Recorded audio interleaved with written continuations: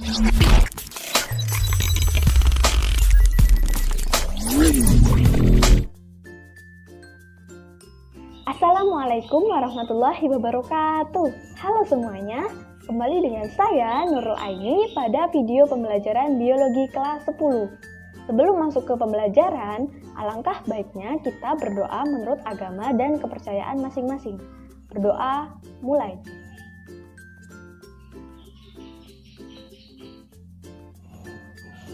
Berdoa, selesai.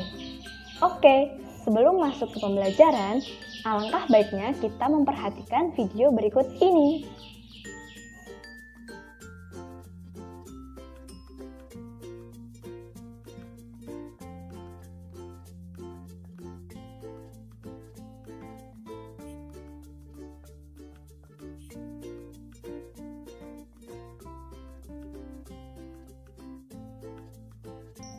Nah, setelah memperhatikannya, adakah dari teman-teman yang mengetahui kita akan belajar apa ya hari ini?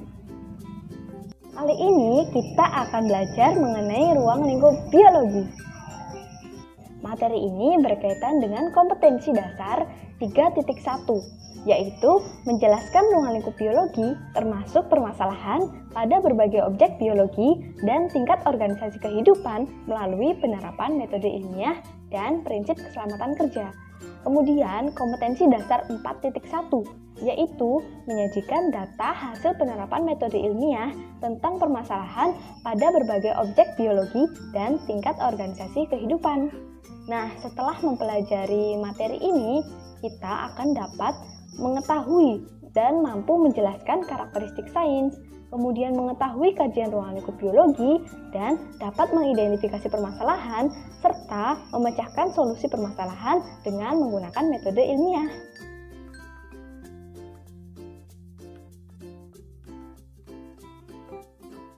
Biologi itu apa ya? Oke, kita bahas ya. Biologi berasal dari kata bios yang artinya hidup dan logos yang artinya ilmu. Jadi, biologi itu apa ya? Biologi adalah ilmu yang mempelajari mengenai makhluk hidup beserta permasalahannya.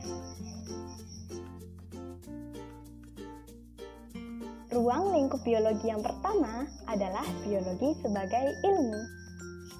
Ilmu dalam bahasa Latin artinya adalah pengetahuan. Maksudnya bahwa ilmu ini tujuannya adalah untuk mencari kebenaran dari sebuah teori yang sudah ada. Contohnya ketika kita melakukan praktikum. Nah, praktikum ini pasti tujuannya adalah untuk menguji teori dan mencari kebenaran apakah teori tersebut sesuai dengan apa yang kita praktikumkan. Nah, sebagai bagian dari sains, biologi mempunyai karakteristik sains. Apa saja ya karakteristiknya? Oke, yang pertama adalah rasional. Maksudnya bahwa ilmu biologi ini bersifat logis atau masuk akal, bukan bersifat tahayul. Dan biologi ini harus dapat diterima oleh nalar kita. Kemudian, karakteristik yang kedua adalah bersifat objektif. Artinya bahwa ilmu itu harus bersifat objek aslinya dan dapat dibuktikan melalui pengamatan. Nah, maksudnya ilmu itu harus bersifat nyata. Contohnya ketika kita mempelajari biologi, maka kita akan mempelajari makhluk hidup dan hasil-hasil kajian dari biologi ini berdasarkan atas data-data pengamatan, bukan berasal dari data pribadi. Kemudian yang ketiga adalah empiris. Maksudnya adalah ilmu itu harus dibuktikan oleh uji coba atau pengamatan terlebih dahulu. Kemudian karakteristik yang terakhir adalah akumulatif. Maksudnya bahwa ilmu itu berasal dari teori lama yang sudah ada yang dapat dipergunakan untuk melakukan penelitian atau penemuan yang berbeda. Selanjutnya adalah mengenai cabang-cabang ilmu biologi. Tiap cabang-cabang ilmu biologi mempelajari suatu objek secara lebih spesifik dan berdasarkan kriteria tertentu. Nah, untuk cabang ilmu biologi yang pertama adalah anatomi. Anatomi artinya ilmu yang mempelajari struktur dan organisasi makhluk hidup. Kemudian adalah botani. Botani adalah ilmu yang mempelajari tentang tumbuh-tumbuhan, jamur, alga dengan mikologi dan fikologinya. Kemudian adalah ekologi. Ekologi adalah ilmu yang mempelajari mengenai antar makhluk hidup dan lingkungannya. Selanjutnya adalah genetika. Genetika ini adalah ilmu yang mempelajari mengenai pewarisan sifat. Lalu adalah histologi, yaitu ilmu yang mempelajari mengenai jaringan. Sebenarnya masih banyak lagi cabang-cabang ilmu biologi yang lainnya. Teman-teman bisa lebih mencarinya dan melihat lebih banyak lagi dari referensi internet atau yang lainnya. Selanjutnya, kita akan membahas mengenai objek dan permasalahan biologi. Nah, setiap tingkat organisasi kehidupan mempunyai objek biologi dan permasalahannya. Adapun tingkat organisasi kehidupan ini biasa kita kenal dengan hierarki kehidupan. Nah, tingkat organisasi kehidupan yang pertama adalah molekul, kemudian sel, lalu ada jaringan, kemudian organ, sistem organ, organisme, populasi, komunitas, ekosistem, bioma, dan yang terakhir adalah biosfer. Nah, untuk mengetahui lebih jelasnya, teman-teman bisa memperhatikan video ini hingga akhir ya. Tingkat organisasi kehidupan yang pertama adalah molekul. Molekul berarti berbagai jenis biomolekul yang menyusun tubuh makhluk hidup. Misalnya adalah molekul protein, molekul vitamin, molekul karbohidrat, dan lainnya. Nah, untuk contoh permasalahannya, teman-teman bisa menyimak video ini terlebih dahulu ya.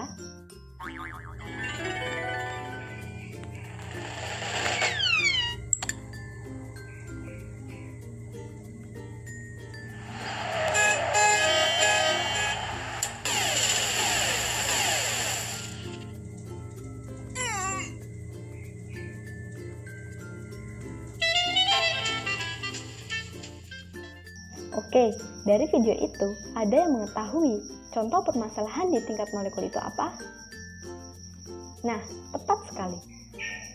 Video tersebut menjelaskan mengenai kelainan dalam pembentukan hemoglobin darah, yang mana biasa kita kenal dengan anemia sel sabit. Anemia sel sabit ini berarti hemoglobin S tidak berfungsi dengan baik, sehingga sel darah merah berbentuk seperti bulan sabit. Tingkat organisasi kehidupan yang kedua adalah sel. Ada yang tahu sel itu apa? Sel merupakan unit terkecil penyusun suatu makhluk hidup. Kenapa bisa dikatakan yang paling kecil? Karena dalam sel tersebut tidak dapat dibagi-bagi lagi. Nah, untuk contoh permasalahan di tingkat sel adalah terjadinya hemolisis. Hemolisis biasa kita kenal dengan pecahnya sel darah merah. Hal ini terjadi apabila sel darah merah ini terinfeksi oleh bakteri atau virus. Tingkat organisasi kehidupan yang ketiga adalah jaringan. Jaringan merupakan kumpulan sel sejenis yang memiliki bentuk dan fungsi yang sama. Untuk contoh permasalahan di tingkat jaringan adalah terjadinya leukemia. Leukemia ini merupakan jenis kanker darah yang menyerang sel darah putih, yang mana sel darah putihnya itu jumlahnya lebih banyak daripada sel darah merah. Seperti yang tertera pada gambar, bahwa jumlah sel darah putihnya itu lebih banyak daripada sel darah merah. Tingkat organisasi kehidupan yang keempat adalah organ. Organ merupakan kumpulan jaringan yang mempunyai fungsi yang sama. Untuk contoh permasalahan di tingkat organ adalah terjadinya kanker paru-paru. Dalam hal ini, organ yang tidak berfungsi atau organ yang terserang adalah organ paru-paru. Tingkat organisasi kehidupan selanjutnya adalah sistem organ. Sistem organ merupakan kumpulan organ yang saling bekerja sama untuk melakukan suatu tugas dan fungsi tertentu. Contoh permasalahannya adalah teman-teman bisa melihat video berikut ini. Apabila saluran pernafasan mengalami penyumbatan atau radang sehingga terjadi penyempitan saluran pernafasan, dan hal ini menyebabkan udara yang masuk ke dalam paru-paru tidak dapat keluar sehingga penderita asma ini biasanya cenderung memiliki riwayat sesak nafas. Kemudian adalah organisme atau individu. Kumpulan dari beberapa sistem organ yang bekerja sama akan membentuk suatu individu. Contoh permasalahannya adalah seseorang yang menderita penyakit AIDS. Nah, penderita penyakit AIDS ini biasanya memiliki fisik atau tubuh yang kurus dan mudah terinfeksi beberapa penyakit. Tingkat organisasi kehidupan selanjutnya adalah populasi. Populasi adalah sekumpulan individu yang sejenis yang menempati tempat dan ruang yang sama. Contoh permasalahan di tingkat populasi adalah terjadinya penyebaran virus corona. Virus corona ini menyebar melalui udara, sehingga apabila terdapat beberapa kerumunan orang atau populasi, maka virus corona itu akan dapat mudah menyebar dengan sendirinya. Tingkat organisasi kehidupan selanjutnya adalah komunitas. Komunitas merupakan kumpulan populasi yang menempati habitat yang sama dan saling berinteraksi. Contoh permasalahannya adalah terdapat hama tikus yang merusak padi. Tentu saja, hama tikus ini sangat merusak dan dapat menurunkan hasil produksi padi, sehingga petani akan merasa kerugian akibat serangan hama tikus ini. Selanjutnya adalah ekosistem. Ekosistem merupakan kumpulan komunitas yang membentuk suatu hubungan timbal balik antara komponen biotik dan komponen abiotiknya. Contoh permasalahannya adalah pada ekosistem hutan. Ada yang tahu komponen ekosistem hutan itu apa saja? Oke, komponen biotiknya adalah misalnya mikroorganisme. Kemudian komponen abiotiknya adalah beberapa pohon, udara, dan lain sebagainya. Jadi, kalian harus menjaga ekosistem hutan agar tidak terjadi pengundulan hutan atau penebangan liar. Tingkat organisasi kehidupan selanjutnya adalah bioma. Ada yang tahu bioma itu apa? Bioma merupakan ekosistem besar dan terdiri atas beberapa macam atau jenis yang meliputi flora dan fauna dengan karakteristik tertentu pada suatu wilayah. Contoh bioma itu adalah bioma tundra, bioma taiga, bioma hutan hujan tropis, dan lain sebagainya. Nah, untuk contoh permasalahannya adalah terjadinya dampak dari kebakaran hutan hujan tropis. Alangkah baiknya kita harus merawat dan menjaga lingkungan kelestarian kita ya. Kemudian, tingkat organisasi kehidupan yang terakhir adalah biosfer. Biosfer merupakan lapisan yang ditempati oleh makhluk hidup atau seluruh ruang yang dihuni oleh makhluk hidup. Contohnya adalah bumi. Nah, untuk contoh permasalahan di tingkat biosfer adalah terjadinya kebocoran lapisan ozon. Ozon merupakan gas yang secara alami yang terdapat pada atmosfer. Apabila terjadi kebocoran pada lapisan ozon ini, maka suhu di permukaan bumi akan meningkat dan menjadi panas. Oleh karena itu, lapisan ozon di sini berperan untuk melindungi radiasi yang tinggi dari sinar ultraviolet yang dihasilkan oleh matahari ke permukaan bumi, sehingga suhu bumi akan tidak terlalu panas. Kemudian adalah metode ilmiah. Untuk memecahkan suatu permasalahan, maka kita perlu metode ilmiah. Metode ilmiah ini biasa kita kenal dengan 8M. Untuk M yang pertama adalah merumuskan masalah. Sumber masalah berasal dari penelitian yang pernah diteliti sebelumnya, lalu dianalisis. Biasanya, pada rumusan masalah ini kita menemukan kata tanya, yaitu apa, mengapa, dan bagaimana. Kemudian adalah mengumpulkan data. Data ini dapat dilakukan dengan studi referensi hasil penelitian yang terjadi. Kemudian adalah menyusun hipotesis, yang merupakan dugaan dan diperoleh berdasarkan observasi atau studi pustaka. Kemudian melakukan eksperimen, yaitu dengan menyiapkan alat dan bahan serta cara kerja dan kelompok perlakuan. Ada 2 kelompok perlakuan, yaitu kelompok yang tidak diberi perlakuan dan kelompok yang diberi perlakuan variabel. Ada yang tahu jenis variabel itu apa saja?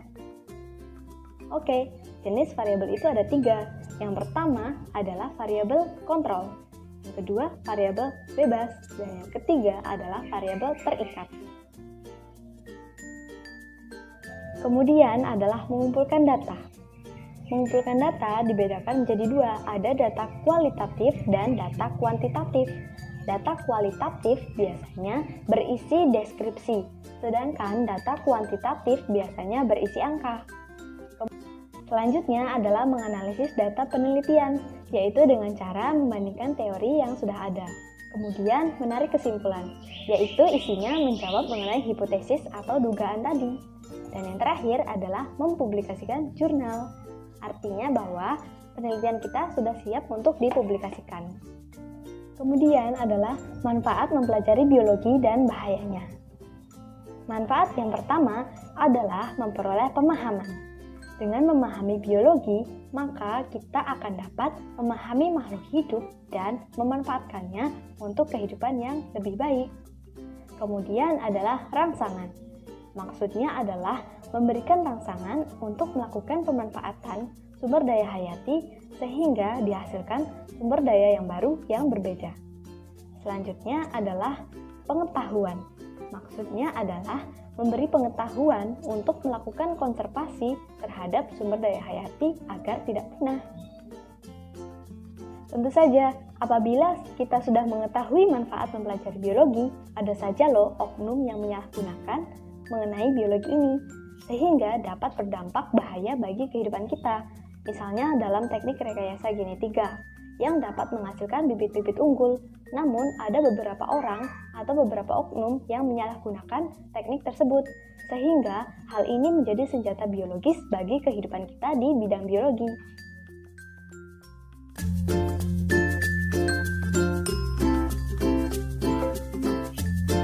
Oke teman-teman, terima kasih kepada kalian yang sudah menyimak video saya dari awal hingga akhir. Semoga apa yang saya sampaikan dapat bermanfaat dan menambah wawasan kalian. Terima kasih. Wassalamualaikum warahmatullahi wabarakatuh. Oke, selanjutnya saya akan mengajak teman-teman untuk bermain kuis pengetahuan. Tujuannya adalah untuk mengetahui sejauh mana teman-teman bisa memahami materi yang sudah saya paparkan di video awal tadi. Oke, untuk nanti setelah kita mulai permainan, teman-teman bisa menjawabnya melalui kolom komentar atau teman-teman bisa juga menjawab lewat tulisan, dan setelah itu akan saya beri sedikit ulasan mengenai jawaban yang paling tepat. Dan teman-teman juga bisa mengetahui jawaban teman-teman sudah tepat atau belum. Oke, mari kita mulai kuisnya. Oke, mari kita mulai di soal pertama. Gambar di samping merupakan contoh tingkat organisasi kehidupan di tingkat A. Populasi, B. Ekosistem, C. Komunitas, D. Individu. Nah, sudah saya jelaskan ya di video awal tadi. Bagaimana jawabannya? Oke, kita kunci ya jawaban teman-teman, dan jawaban yang tepat adalah ya, populasi, karena dalam gambar tersebut terdapat sekumpulan gajah yang mana disebut dengan populasi. Kita main lagi soal yang kedua. Dalam sebuah ilmu perlu diadakan uji coba atau observasi. Hal ini sesuai dengan karakteristik sains, yaitu A. Rasional, B. Akumulatif, C. Objektif, dan D. Empiris. Oke, jawaban yang paling tepat adalah objektif. No, belum tepat. Jawaban yang tepat adalah ya, empiris. Artinya ilmu itu harus diadakan uji coba atau pengamatan terlebih dahulu. Next ke soal selanjutnya. Penebangan pohon secara liar termasuk contoh permasalahan biologi di tingkat A. Biosfer, B. Bioma, C. Ekosistem, dan D. Populasi. Jawaban yang tepat, ya, ekosistem, karena dapat merusak ekosistem hutan. Wah, teman-teman sangat hebat ya, dan selamat untuk teman-teman yang sudah menjawab semuanya dengan benar. Kalian memang mantap. Nah, setelah kalian menyimak video di awal tadi, ada yang dapat menyimpulkan apa kesimpulan dari materi pembelajaran kita hari ini. Oke, kesimpulannya adalah kita dapat mengetahui karakteristik sains. Nah, untuk lebih mudah, kita singkat menjadi ROEA, yaitu R untuk rasional, O untuk objektif, E untuk empiris, dan A untuk akumulatif. Kemudian adalah kita dapat mengetahui ilmu biologi, cabang-cabang ilmu biologi, hierarki kehidupan atau tingkat organisasi kehidupan, dan permasalahan dari setiap tingkat organisasi kehidupan. Kemudian kita dapat melakukan metode ilmiah untuk memecahkan suatu permasalahan. Nah, dalam suatu permasalahan tentunya kita harus melakukan dengan menggunakan prinsip metode ilmiah agar dihasilkan penelitian yang sesuai dengan prinsip metode ilmiah. Oke teman-teman, terima kasih kepada kalian yang sudah menyimak video saya dari awal hingga akhir. Semoga apa yang saya sampaikan dapat bermanfaat dan menambah wawasan kalian. Terima kasih. Wassalamualaikum warahmatullahi wabarakatuh.